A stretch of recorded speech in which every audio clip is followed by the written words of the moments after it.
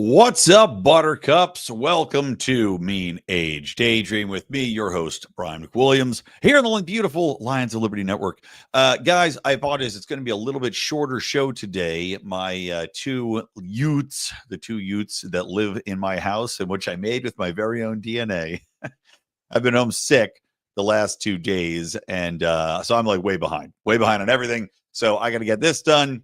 Then I got to get a ton of work done because finally they're back mercifully in school. So just an FYI, apologies for that. I'll try to make it up to you next week with a longer episode. But getting into it today, I do want to remind you guys before we get into our topics, namely Jay Jones and also Leonardo DiCaprio, that you can support our show at Patreon, at Locals. We've got my Good Morning Rants. We've got our Degenerate Gambler show. We've got Meme Wars and more all over at patreon.com/Lions of Liberty or lionsofliberty.locals.com. So please do support the show.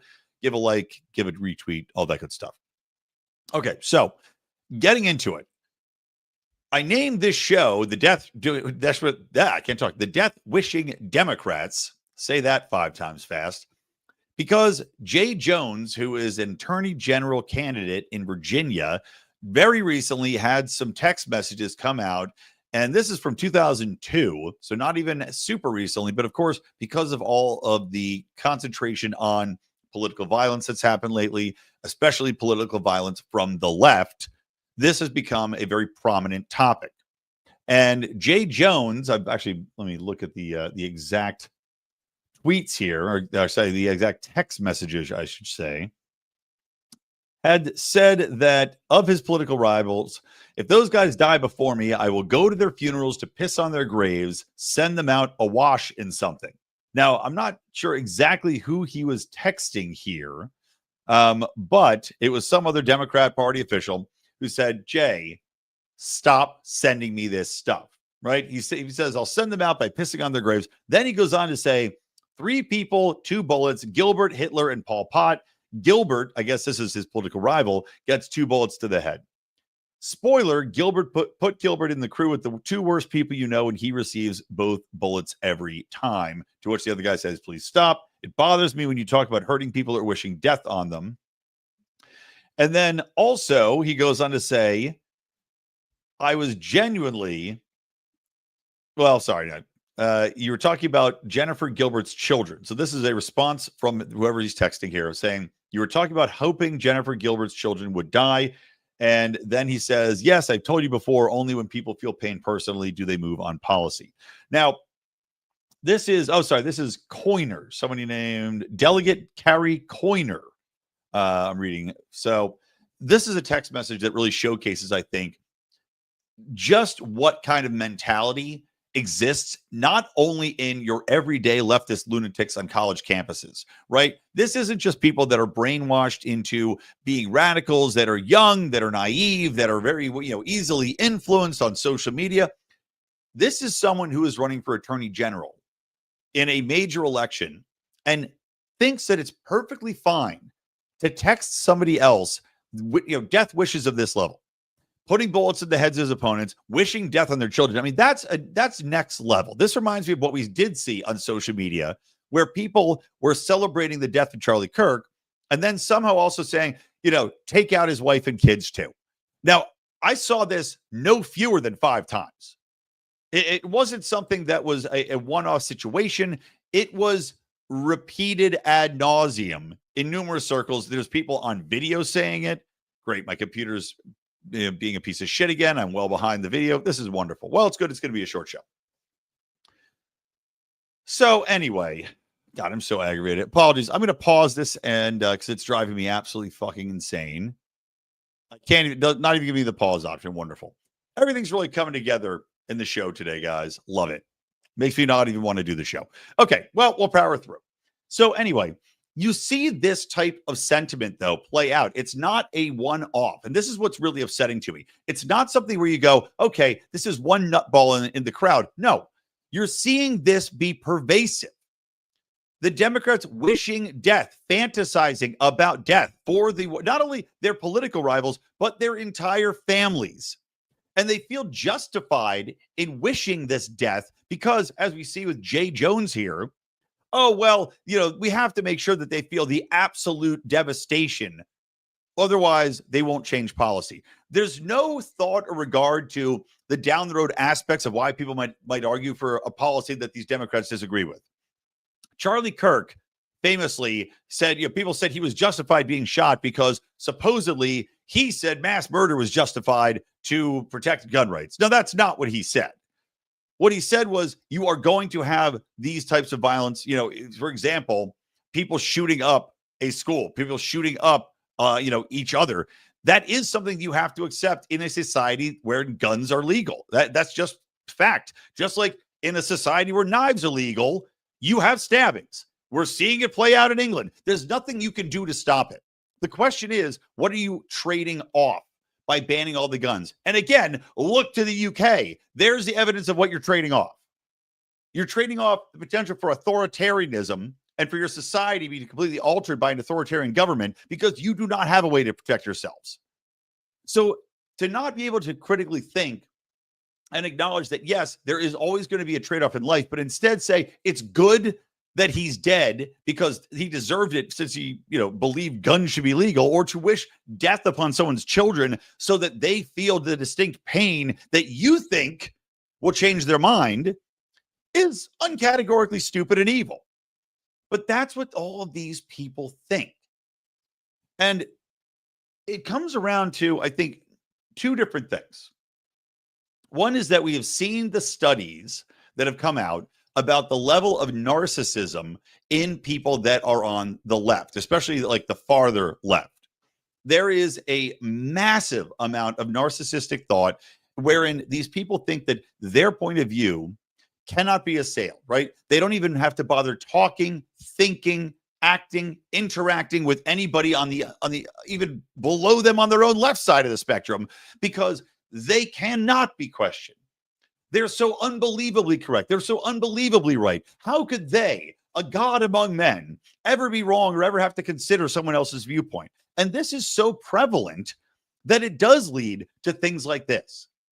This is so prevalent that it does lead to the outcomes that we've seen in blue cities, where you can look at the devastation that's been wrought by all of these far leftist policies in regards to the way in which education systems are run, public systems, policing, housing, dealing with homeless, dealing with drug addiction, dealing with, you name it.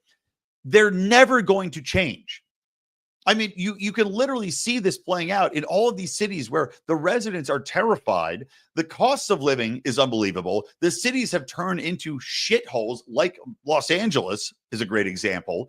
The most unaffordable, soul-crushing shithole, wherein the worst among us get the biggest benefits, and the people that are paying all the taxes are just getting bent over constantly again and again. And we cry out and say, why are we not fixing this?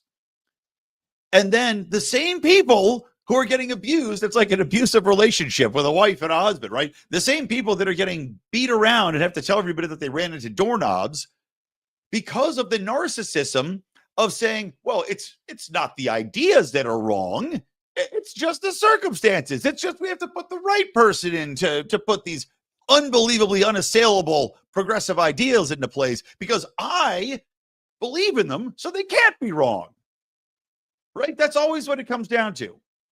It's, the same thing I said about COVID with my bad people theory, where all these people will say, well, we had to do what we had to do at the time. And, you should die if you don't get a vaccine, and you should be forced out of your job. And you should be, like all these different horrible things that these people believed because that was the greater good. They can never admit that they are wrong because of the narcissism would mean they're evil themselves. Right? There's no way their fragile ego will allow them to be wrong or consider the fact that they could be wrong in the situation. The same thing plays out with all these Democrat politicians and at large in the Democrat mindset. So the bigger problem here is not just Jay Jones and the fact that he is still in the race.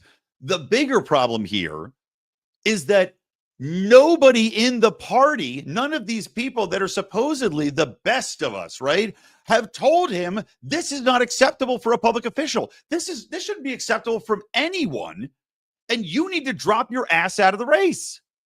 Instead, they cover for him and they go, well, this is awful. He shouldn't have said it, but he's apologized and he knows this isn't something you should. No, tell him to drop out.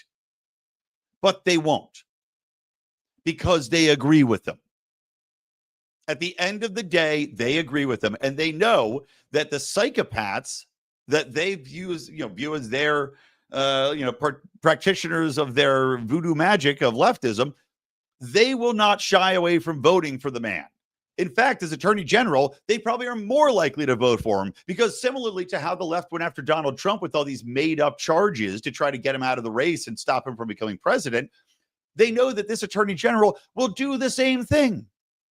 Just like Letitia, whatever, Jones, is that the chick from Sassano? Whatever, the Attorney General in New York, Letitia James, I think that's right. Similar to how she used her power to target Donald Trump specifically, they are hoping that this man will do the same and use his power and his psychosis to target their political enemies, because they feel the same and they think the same as he does. It's perverse. And you know what's amazing to me too is that when you have a situation like this, wherein this guy says the most heinous possible, wishing the children of your political rivals would die in order to change your policy, get them to accept your policy. That's so despicable and unapologetically, there's nothing you can do to take that back. I don't care how many apologies you say. You juxtapose that with the violent, quote unquote, rhetoric and the lies which were told about Donald Trump. And again, I have my issues with Donald Trump, and they're quite massive on a lot of fronts, but I try to look at everything from a fair perspective here. One I recall is, do you remember when Donald Trump said there would be a bloodbath in the auto industry? Because I do. And it was ridiculous, the amount of coverage it got. Talking about how this bloodbath was Donald Trump ramping up political violent rhetoric. And oh my God, how can he say something like this? He can't run the race. We can't have a man talking this way as a president, right? It was in every major newspaper, all these people calling him to calm it down. And how can he say this? And you've got this guy out there text messaging about the death of his opponent's children, and no one's calling for him to resign. I mean, that's just flat out. It lays things bare. It really does. Okay, we'll move on to the next topic in this fucked up feed, which I'm hoping that it's somehow coming through better than I'm seeing it on my screen. And I don't know why it's lagged to this extent. I've had so many issues with StreamYard as of late. Okay, so there's a new Leonardo DiCaprio film out called One Thing After Another. Now, this is based upon a novel, Vineland, and it's doing well. I mean, it's crossed the $100 million threshold domestically, I believe, which is, in this day and age, nothing to turn your nose up at. Of course, Leonardo DiCaprio, very well-known actor. Benicio del Toro's in it, and a bunch of other top A-level cast members. But the story itself focuses on a far-left activist group, violent activist group, fighting against the man. And this is, takes place back in the 70s. So it's interesting. It's doing well. And I want to see the film. I've not seen it, to be clear. I've not seen it. But what I wanted to say here before I actually get a chance to view this movie is that I wonder what message Hollywood is going to take from the success of this film. This is a film about a far left, violent group. And I think one of them becomes a white nationalist. So there's battling against white extremism in here, right? So is Hollywood going to look at the success of this film, and instead of viewing it as, okay, this is an A-list cast and during a dead time where there's not a lot of movies coming out, that's doing well, and, was marketed as kind of like a little bit of a goofy film. I remember when I saw the trailer for it, I thought I didn't know, is this a comedy or is this a drama? What is going on in this movie? So the way it was marketed also was not marketing it as a left-wing extremist group versus, fascism type of film, But from reading the synopsis, that's what a lot of it seems to be. And if you're Hollywood and you've been slapped down time and time again by putting out garbage that is hyper politicized to your point of view, and especially at a time where there is a lot of political violence going on, and arguably what the rhetoric you've put out over the past decade, 2 decades, ramping up, trans activists, feminist androgynists, screw the patriarchy, screw Republicans, screw, fascism is everywhere, white supremacy is everywhere. After Hollywood has spent the last 2 decades building these themes up and seeing their profits crumble and seeing the nation reject this bullshit and seeing Donald Trump come back into office, will they look at this movie and go, you know what? People agree with us. Look, the proof is in the pudding right here. I mean, Leonardo DiCaprio's out there. It's this left-wing, violent activist. Well, clearly people are on our side and they were just too scared to say anything. So we should continue down this path. I mean, that's my worry. And honestly, I think that it's too late. I think that they've learned their lesson. And I think that the profits purely will dictate the fact that they've lost so much money on these politically driven films, the message quote driven films, that they can't go down the road again. But we're also talking about people who live in the biggest bubble of stupidity and ignorance and narcissism that has ever existed. So if they have a million reasons to say our worldview has been disproven and that the culture has moved on and wants nothing more to do with us, and we've got to make different films for different people, they could have a million of those examples. And all they need is one, AKA one thing after another, in order to feel justified and approve a brand new film slate of the same dog shit that dug them into the hole that does not resonate with the rest of America. I guess we'll see. And I guess we'll see if this episode comes through in any decent way, shape, or form visually.